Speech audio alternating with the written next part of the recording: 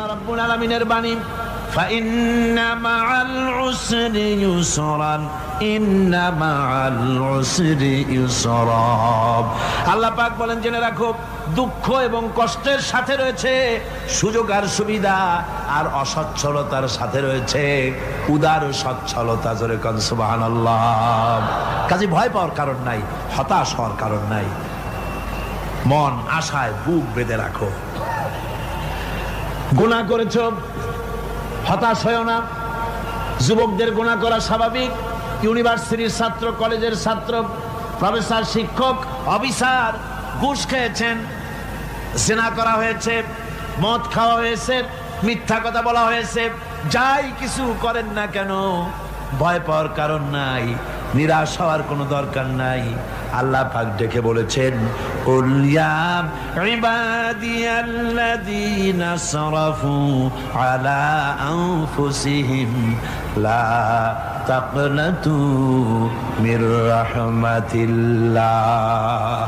আরে আমার আল্লাহর মতো এত ভালো আর কেউ আছে? এত দরদ আর কারো আছে? আমার আল্লাহ বলেন, ও নবী, আপনি শোনায় দেন,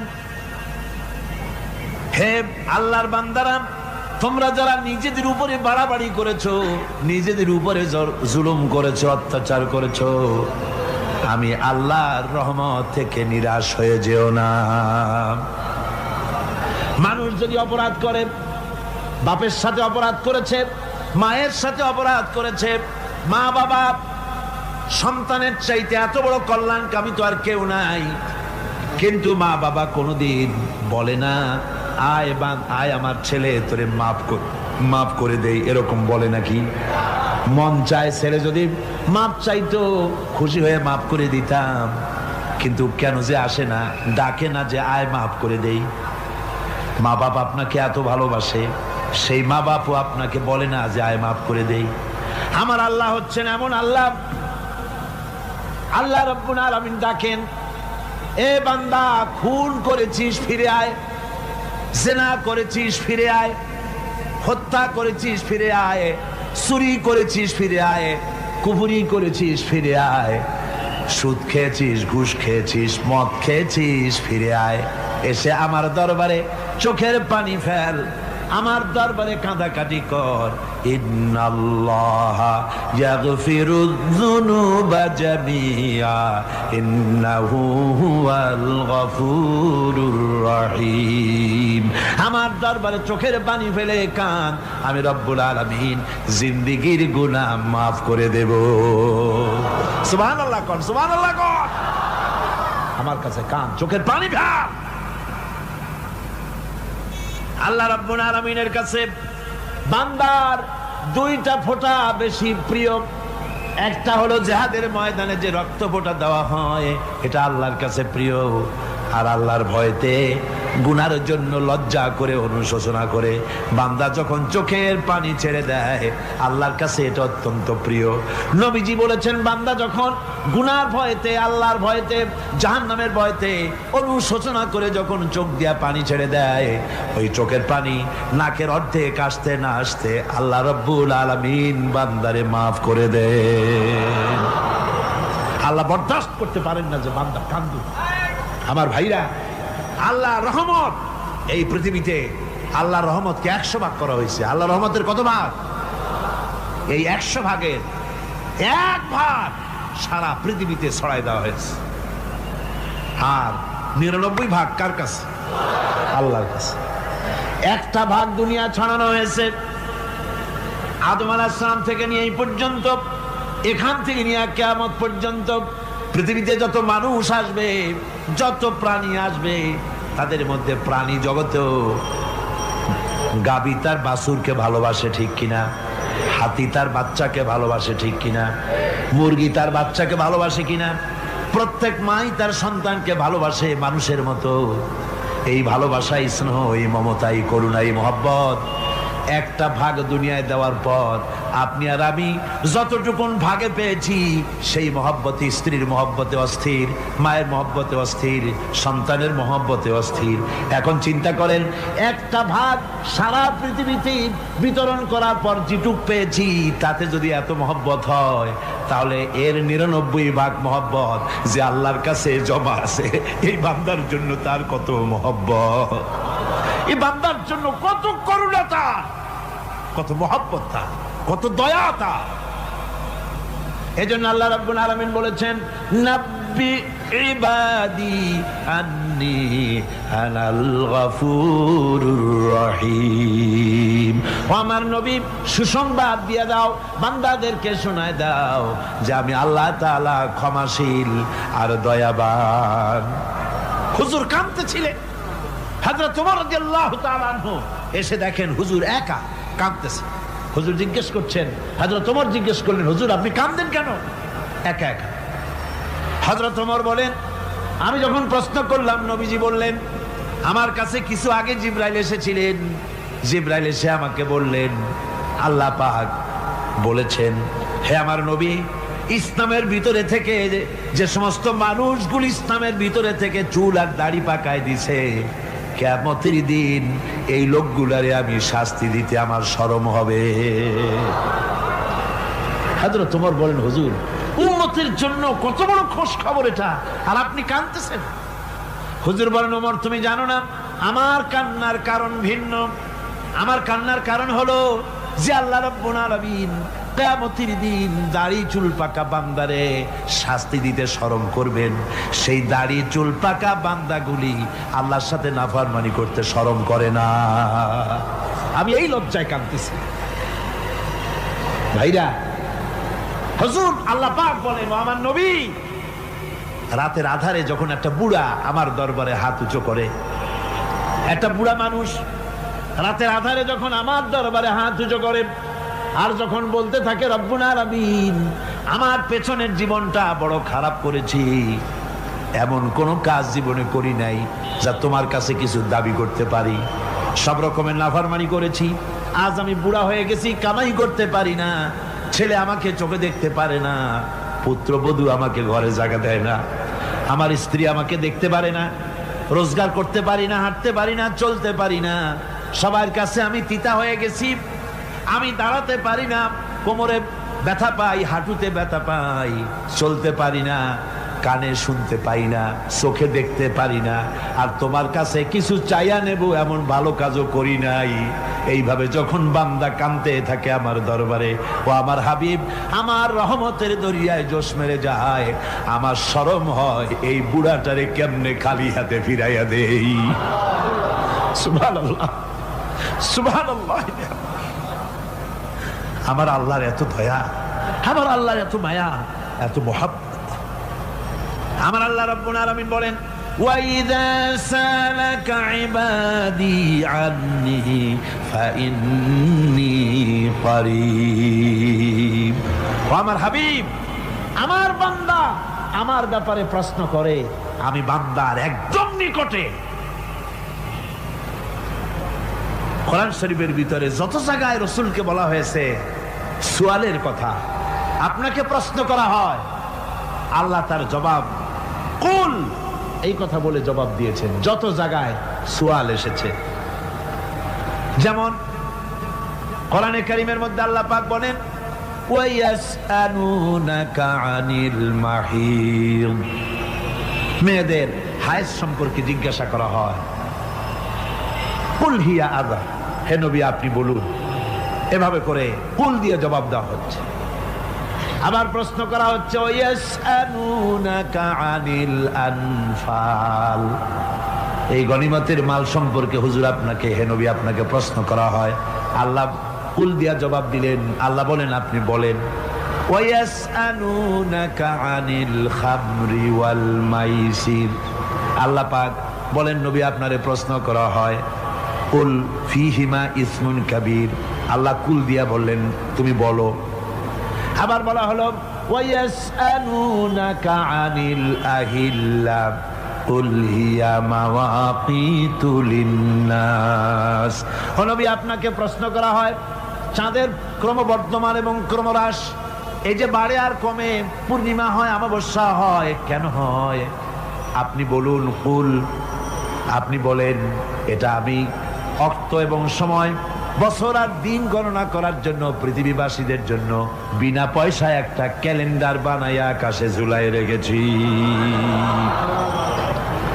এভাবে যত জায়গায় এসেছে আপনাকে প্রশ্ন করা হয়, তত জায়গায় আল্লাহ জবাব দিয়েছেন কুল, আপনি বলেন।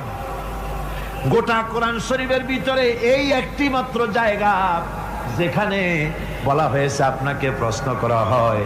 আল্লাহ এখানে বলতে পারতেন কুল, আপনি বলেন, আল্লাহ তোমাদের নিকটবর্তী, এভাবে জবাব হয় নাই। এটা কায়দাটা হলো এই, আল্লাহ বলতেছেন ওয়াইজা সালাকা ইবাদি, ও আমার নবী, প্রশ্ন তো আমার বান্দারা আমার ব্যাপারে করেছে, এবার আপনার জবাবের কোনো দরকার নাই। প্রশ্ন আমার ব্যাপারে, আমি নিজে জবাব দিয়ে দেই, ফা ইন্নী কারীব। ও বান্দা, আমার ব্যাপারে প্রশ্ন করেছিস, জবাব আমি দেই, আমি তোর সবচাইতে বেশি নিকটে। সুবহানাল্লাহ, কত নিকটে? ওয়ানাহানু আকরাবু ইলাইহি মিন হাবলিল ওয়ারিদ। তোর যে রগ, এই শাহরগের চাইতেও আমি তোর বেশি কাছে। সুবহানাল্লাহ। আমারে ডাক, আমারে ডাক, কলিজা দিয়া ডাক, অন্তর দিয়ে ডাক। মনের থেকে মানুষ যদি ডাকে, মুখের ডাক আর মনের ডাক এক জিনিস নয়। দিল সে জুবাত নিকলতি হ্যায়, असर रखती है पर नहीं मगर ताकते परवाज रखती है। দিল থেকে যে কথা বেরোয় তা প্রভাব বিস্তার করে, ডানা নাই কিন্তু ওড়ার ক্ষমতা রাখে। মনের কথাই ভিন্ন। মন থেকে, দিল থেকে, কলিজা থেকে, অন্তরের গভীর কন্দর থেকে মুহাব্বতের সাথে কেউ যদি একবার বলে আল্লাহ, বলেন আল্লাহ, আল্লাহ, আল্লাহ। আল্লাহ রাব্বুল আলামিন বলেন, অন্তরের অন্তঃস্থল থেকে একটি বার যদি বান্দা বলেন আল্লাহ, আল্লাহ বলেন 70 বার সাড়া দিয়া জিজ্ঞেস করি, বান্দা কি চাও, আমি তোমার কাছে আছি। সুবহানাল্লাহ, আমি তোর একদম কাছে, কি চাস বল, বল আমার কাছে। এমন দয়াবান, এমন মেহেরবান, এমন আল্লাহ আমাদের। সে আল্লাহ রাব্বুল আলামিন, তিনি বলছেন ওয়াকালা রাব্বুকুম উদউনি আস্তাজিব লাকুম। তোমাদের রব বলেছেন আমারে ডাকো, আমি আল্লাহ ডাকের সাড়া দিয়া দেব। সুবহানাল্লাহ। কারে ডাকতে হবে? কারে ডাকতে হবে? এই বিশাল জনসমুদ্র একযোগে চিল্লা এখন কারে ডাকতে হবে? কোন পীর সাহেবকে নয়, আল্লাহর কসম কোন খাজা বাবাকে নয়, ডাকতে হবে কারে? চিল্লা এখন কারে? ওয়াকালা রাব্বুকুম উদউনি, তোমার রব তোমাকে বলতেছে আমারে ডাকো, আস্তাজিব লাকুম, আমারে ডাকবে আমি সাড়া দিয়ে দেব। সুবহানাল্লাহ। আল্লাহকে ডাকেন, কি চাই আপনার বলেন, কি চাই? আল্লাহর কাছে চান, আল্লাহ দিয়ে দিবে। দেওয়ার জায়গা আল্লাহর কাছে চাইবেন, আল্লাহ দিবেন। দেওয়ার জায়গা, চাওয়ার জায়গা হলো সেজদায় পড়ে যাবেন। আমার ভাইয়েরা, জায়গাটা চিনায় দিলাম। মাজারে যাওয়া লাগবে না, কবরে যাওয়া লাগবে না। 2 রাকাত নামাজ পড়ে সেজদায় পড়ে গিয়া যত বিপদ আছে, মুসিবত আছে, সেজদার মধ্যে চোখের পানি ছেড়ে দেন আর কেন্দে কেন্দে জীবনের কথা বলেন। আল্লাহ রাব্বুল আলামিন আপনার আওয়াজ শুনবেন আর দোয়া কবুল করে নিবেন। কাঁদতে হবে আল্লাহর কাছে। কার কাছে? আল্লাহর কাছে। সুম্মা ইস্তাগফিরুল্লাহ, আর এরপরে সে যদি আমি আল্লাহর কাছে ক্ষমা চাই, ইয়াজিদিল্লাহ গফুরার রহিমা, সে আমি আল্লাহকে গফুর এবং রহিম হিসাবে পাবে। সুবহানাল্লাহ। আল্লাহকে গফুর এবং রহিম হিসাবে পাওয়া যাবে। সব আল্লাহকে বলতে হবে, গুনাহ মাফ চাইতে হবে। এই জন্য হুজুর সাল্লাল্লাহু আলাইহি ওয়াসাল্লাম দৈনিক 100 বার তওবা করতেন। কোন হাদিসে আছে 70 বার, কোন হাদিসে আছে 100 বার তওবা করতেন। নামাজের পরে তো প্রত্যেক নামাজই পড়তেন হুজুর, সালাম ফিরাতেন আর সাথে সাথে বলতেন আল্লাহু আকবার, আস্তাগফিরুল্লাহ, আস্তাগফিরুল্লাহ, আস্তাগফিরুল্লাহ। মনে থাকবে আপনাদের? মনে থাকবে? সালাম ফিরে কি বলবেন? না, সালাম ফিরে আবার সাথে সাথে বলবেন আল্লাহু আকবার, তারপরে পড়বেন আস্তাগফিরুল্লাহ, আস্তাগফিরুল্লাহ, আস্তাগফিরুল্লাহ। তওবা পড়বেন, আল্লাহর কাছে সবসময় গুনাহ মাফ চাইতে থাকবেন, বিনীত থাকবেন। আল্লাহকে পাওয়া যাবে, তাকে রহিম হিসেবে পাওয়া যাবে। সুতরাং ঈমান বিল্লাহ, আল্লাহর প্রতি ঈমান আনলে পরে চতুর্থ নম্বরের যে উপকারটা হবে সেটা হলো হতাশায় ভুগবে না, নিরাশায় ভুগবে না, আশায় বুক বেঁধে উঠবে, ঈমান মজবুত হবে, আল্লাহর কাছে মানুষ বিনয়ী হয়ে যাবে। এবার পঞ্চম নম্বরের উপকার আমি বলছিলাম, ঈমান বিল্লাহ, আল্লাহর প্রতি ঈমান আনলে পরে অসংখ্য উপকার হয়, অসংখ্য বৈশিষ্ট্য আছে। এর 6টা উপকারের কথা আমি বলবো। কয়টা? অসংখ্য উপকারের ভিতরে প্রধান 6টি উপকারের কথা বলবো। এর বললাম কয়টা? 4টে বলেছি। এবার বলো পঞ্চম উপকারের কথা। আল্লাহর প্রতি আপনি পূর্ব পশ্চিমে কতবার মুখ ঘোরালেন, এটাই কিন্তু আপনার আসল সৎ কাজ নয়। আসল সৎ কাজ হলো আল্লাহর প্রতি ঈমান আনা। এই ঈমানের ব্যাপারে 3টা দিন আমরা পার করে দিলাম, এখনো কথা শেষ হয় নাই। আল্লাহর প্রতি ঈমান আনলে পরে যে উপকারটা হবে পঞ্চম নম্বরে, সেটা হলো কঠোর এবং কঠিন বিপদের ভিতরে বান্দার ভিতরে অবিচলতা এবং ধৈর্যের সৃষ্টি হয়ে যাবে। আলহামদুলিল্লাহ।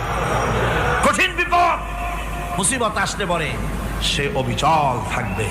সারা দুনিয়ার বিপদ আপদ, শত্রুতা, দুঃখ, কষ্ট, মুসিবত, জুলুম, নির্যাতন সবকিছু পাহাড়ের মতো উঁচু হয়ে তাকে ঘিরে ফেলবে, কিন্তু তাকে এক চুলও নাড়াতে পারবে না। আলহামদুলিল্লাহ। সারা পৃথিবী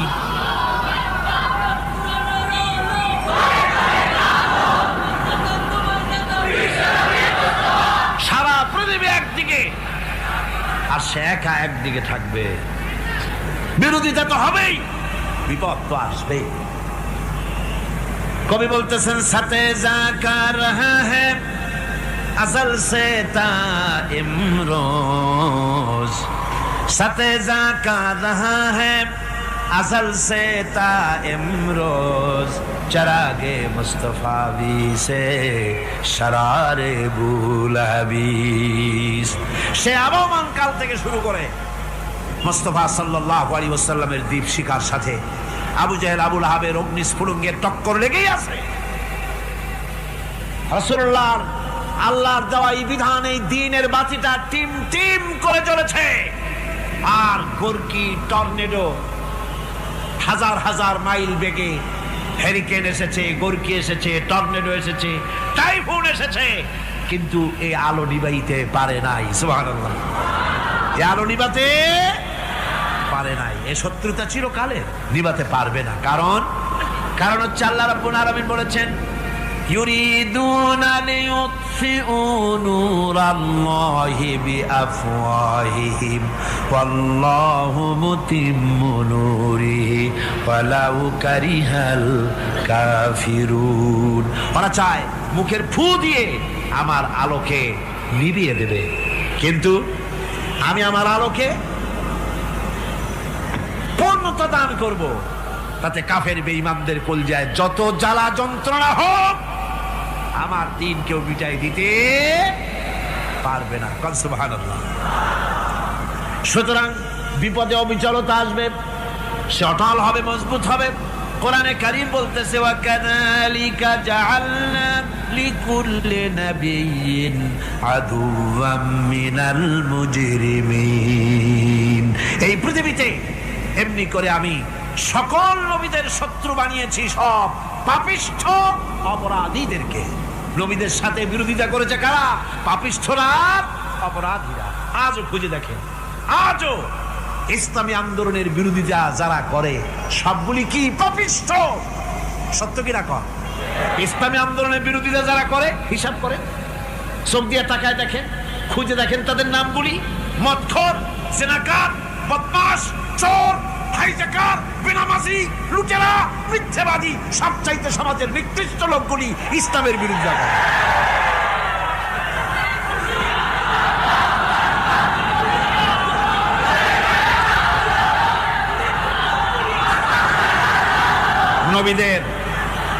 নবীদের শত্রু আল্লাহ বলেন সব যুগে নবীদের সাথে শত্রুতা করেছে পাপিষ্ঠরা।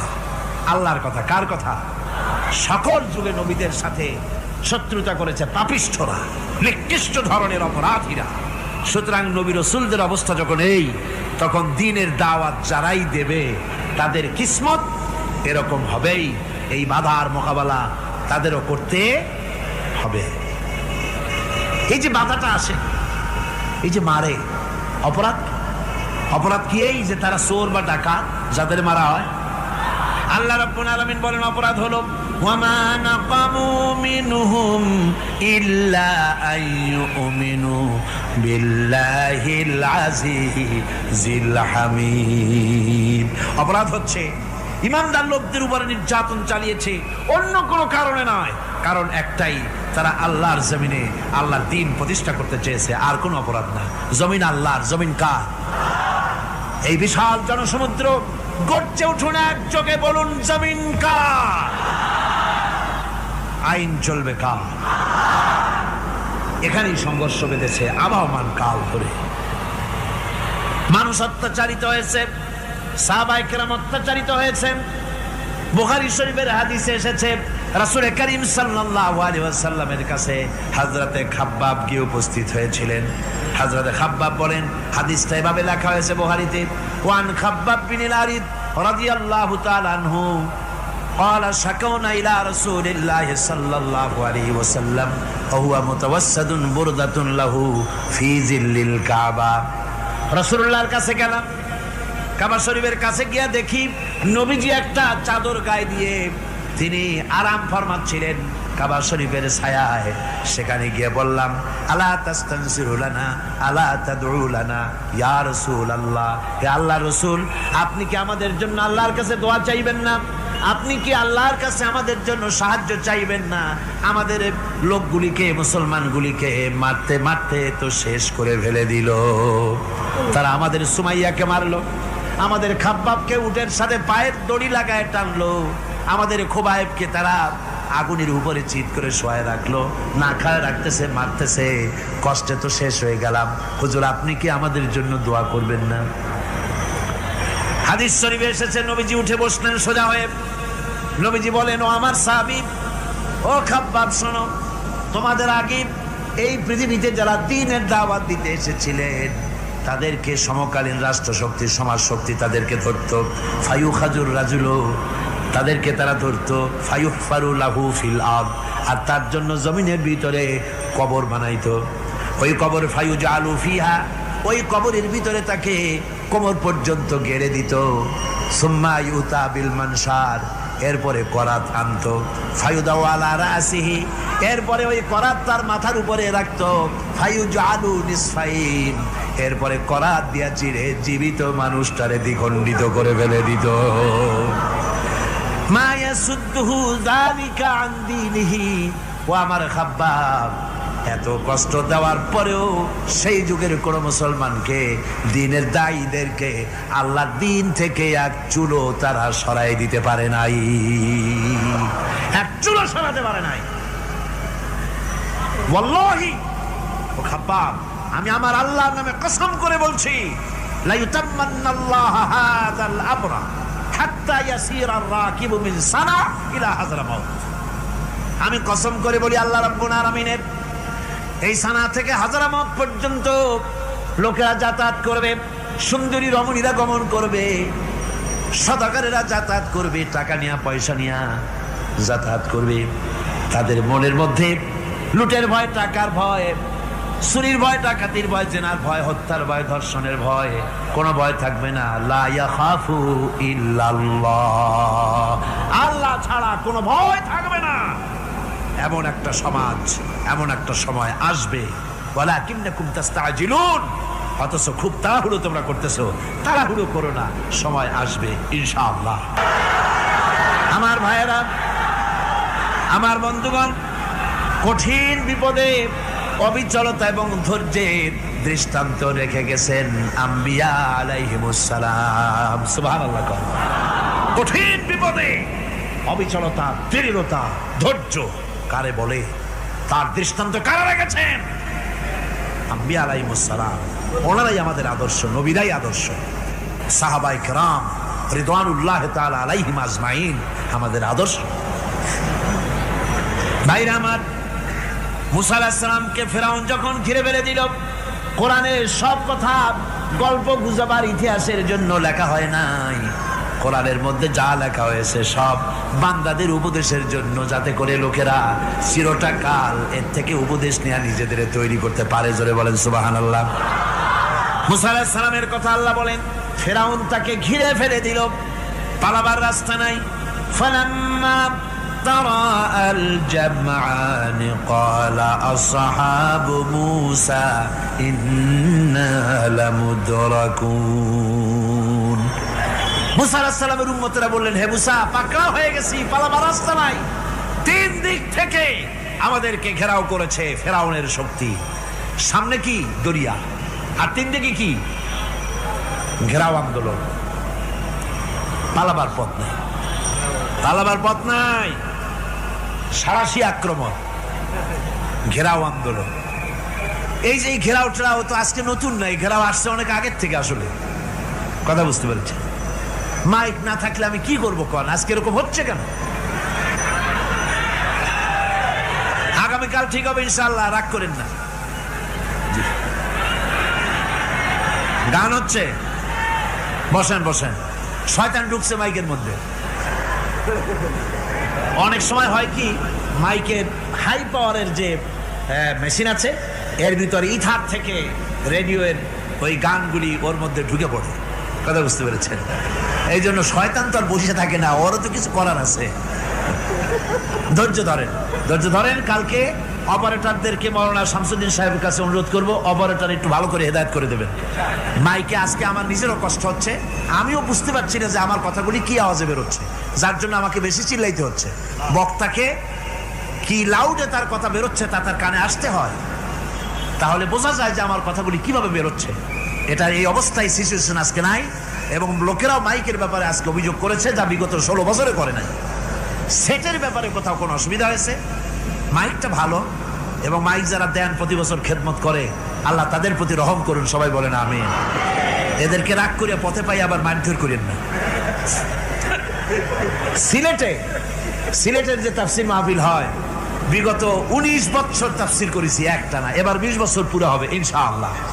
সিলেটে একটানা 20 বছর তাফসির করতেছি সেখানে। তো মাইক, একটা লোক বিনা পয়সায় মাইক দেয়, মাইকের ভাড়া সে নেয় না। তাফসিরের মাহফিলের মাইকের ভাড়া নেয় না। যে বছর এরশাদ সরকার আমাকে প্লেন থেকে নামতে দিল না, আপনাদের মনে আছে? সিলেট থেকে ফিরাই দিল। এই খবরটা মাইকম্যান যখন শুনেছে যে আমাকে নামতে দেয় নাই, ফিরাই দেওয়া হয়েছে, সাথে সাথে স্ট্রোক করেছে, হার্ট ফেল করে দুনিয়া থেকে বিদায় হয়ে গিয়েছে। সিলেটে তাফসির হতে পারবে না, এই কথাটা বরদাস্ত করতে পারে না।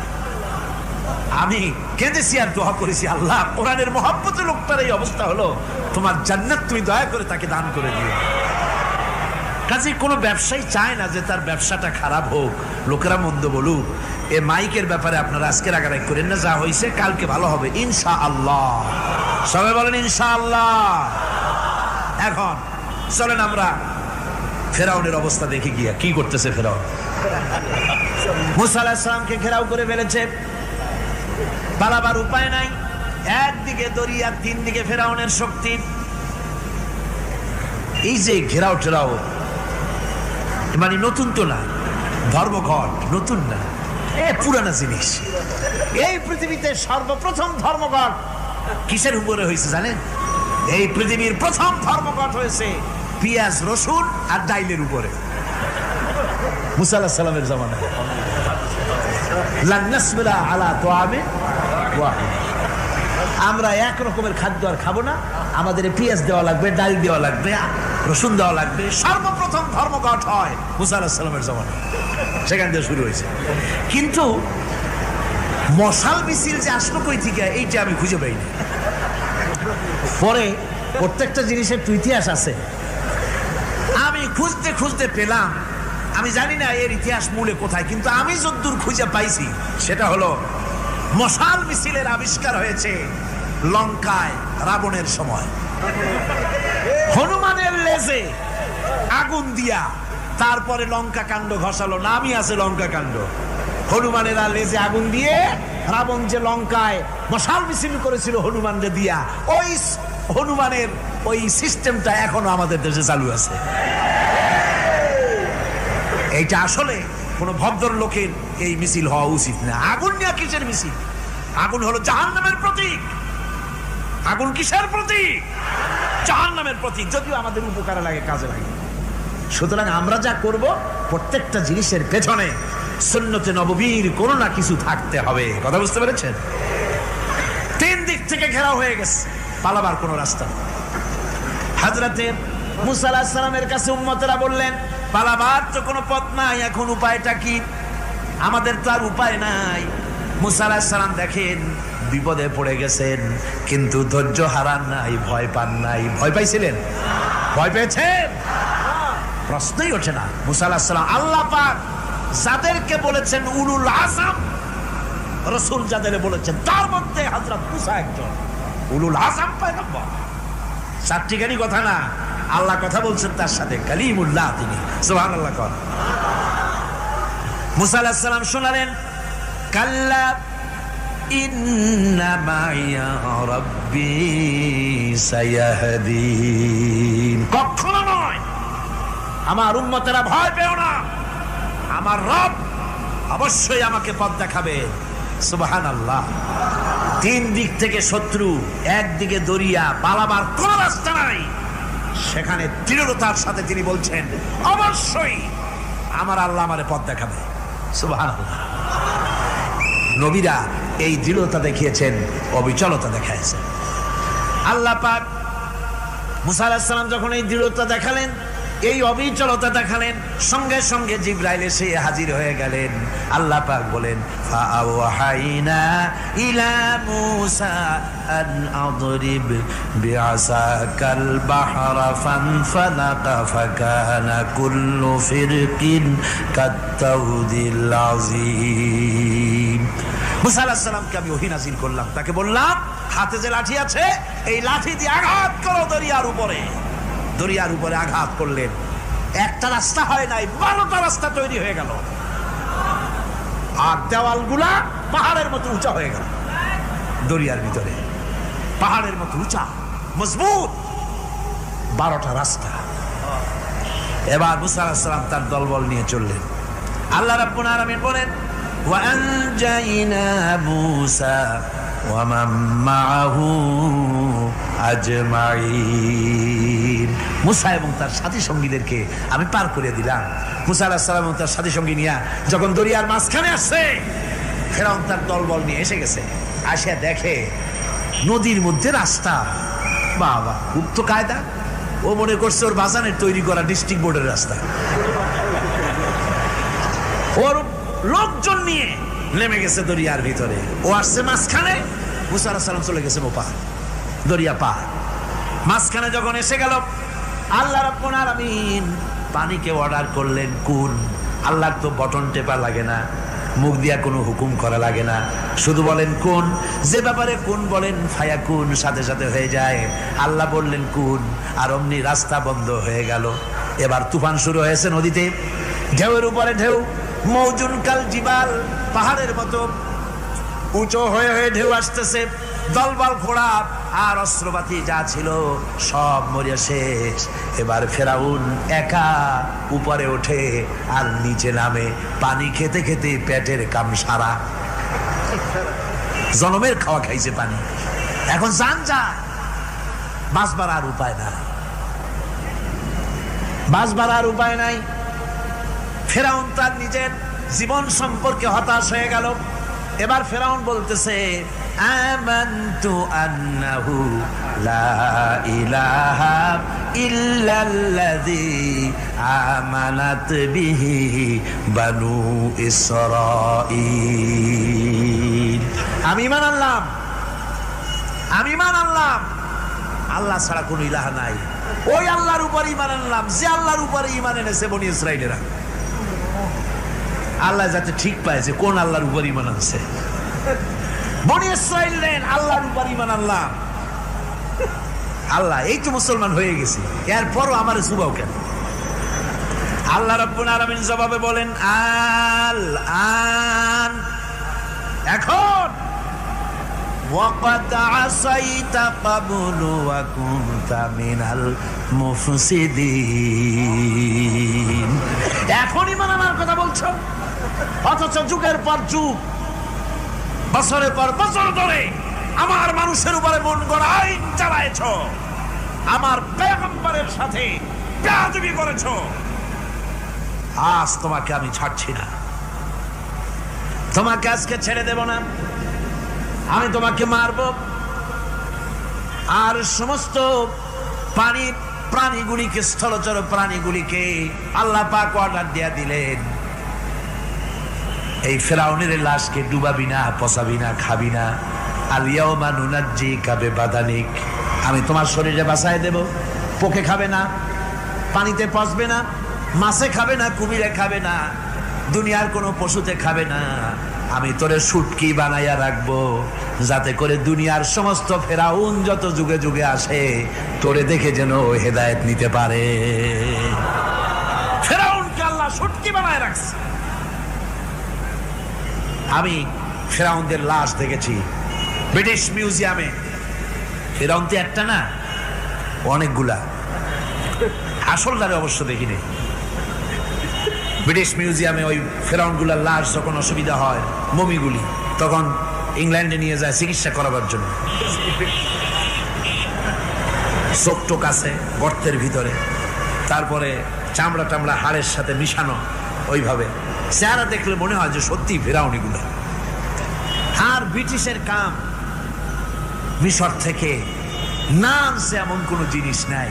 আমি সেখানে এক বক্তৃতা বলছিলাম, আপনারা এদের এখন সভ্য, এদের এখন ভদ্র, এরা হলো ইন্টারন্যাশনাল চোর, ওরা সারা দুনিয়া চুরি করেছে। লন্ডনে বক্তৃতা করেছি, সারাটা দুনিয়া চুরি করছে, আমাদের দেশকে শোষণ করেছে। এই বিশাল ভূভাগকে শোষণ করে ইংল্যান্ডের দ্বীপটাকে তারা সাজাইছে। তারা ময়ূর সিংহাসনের, শাহজাহানের ময়ূর সিংহাসনের ময়ূরের বাম চোখে কোহিনূর মণি লাগাইছিলেন, শাহজাহান ময়ূরের ডান চোখে কোহিনূর মণি লাগায় নাই। কোহিনূর মণির অনেক দাম, আমি দেখে এসেছি মণি, এখন সেটা কুইন এলিজাবেথের মুকুটের শোভা পাচ্ছে।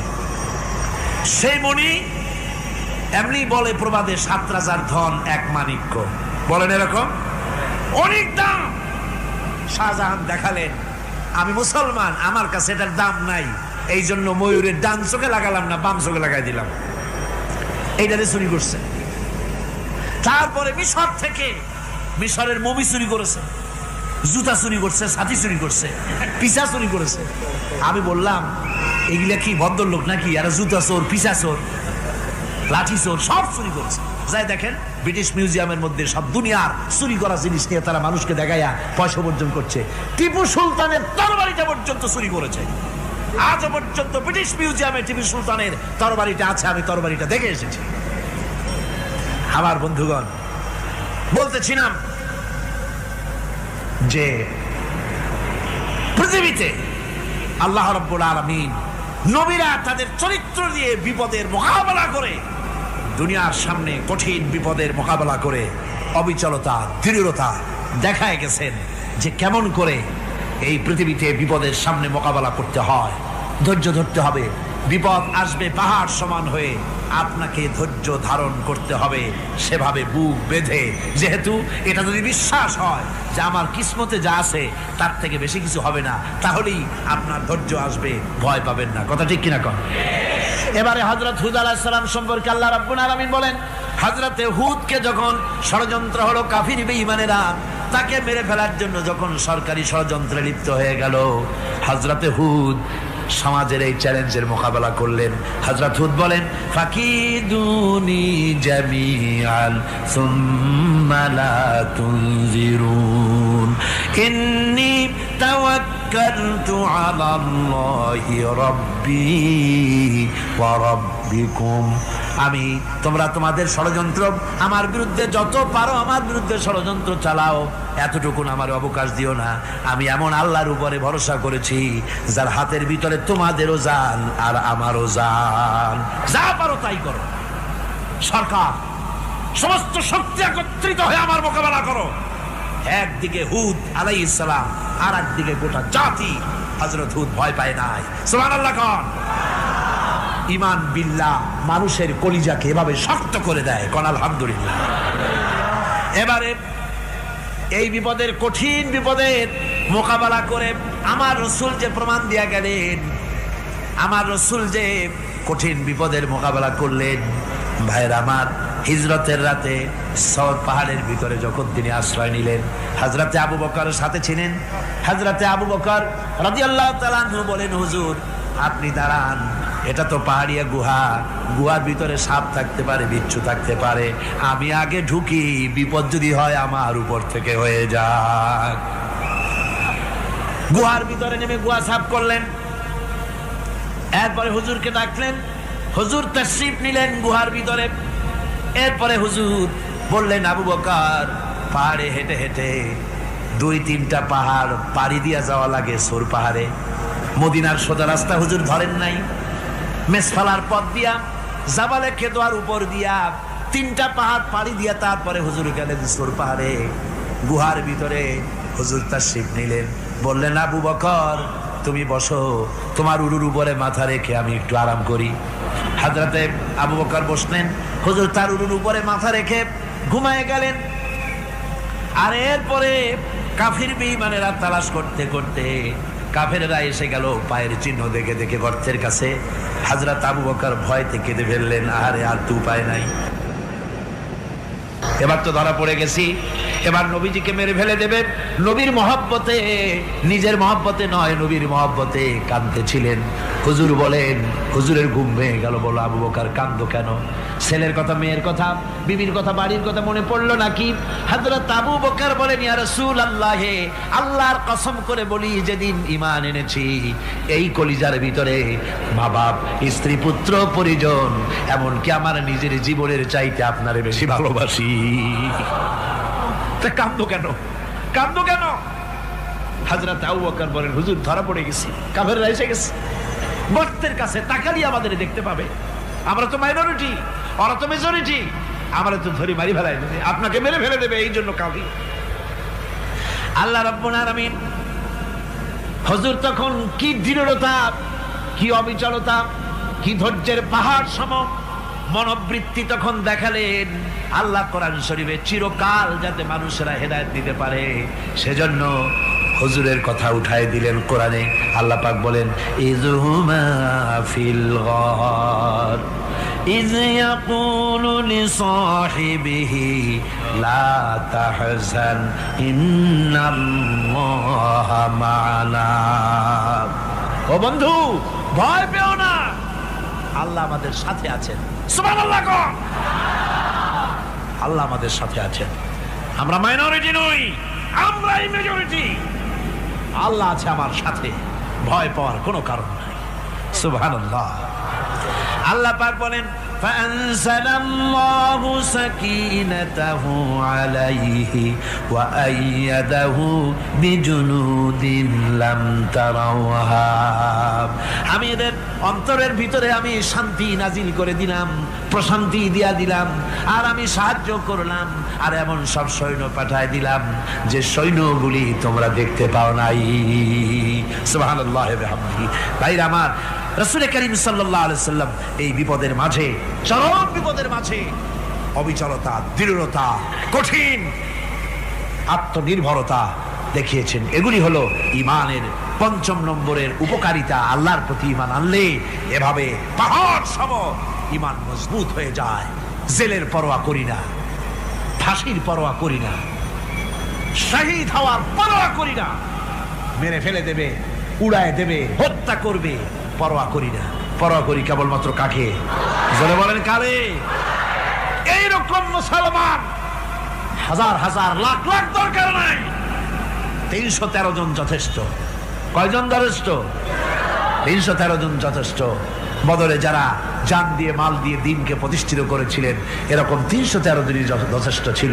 এই দৃঢ়তা, এই অবিচলতা, এই ঈমান, এই ধৈর্য শিক্ষা দেয়, এই উপকার করে ঈমান বিল্লাহ। আল্লাহর প্রতি ঈমান আনলে এভাবে পাহাড়ের মতো শক্ত হয়ে যায় কলিজা। কোন আলহামদুলিল্লাহ। আমার বন্ধুগণ, এবার আমি বলবো সর্বশেষ উপকারের কথাটা বলি, মোনাজাত ছেড়ে দেব।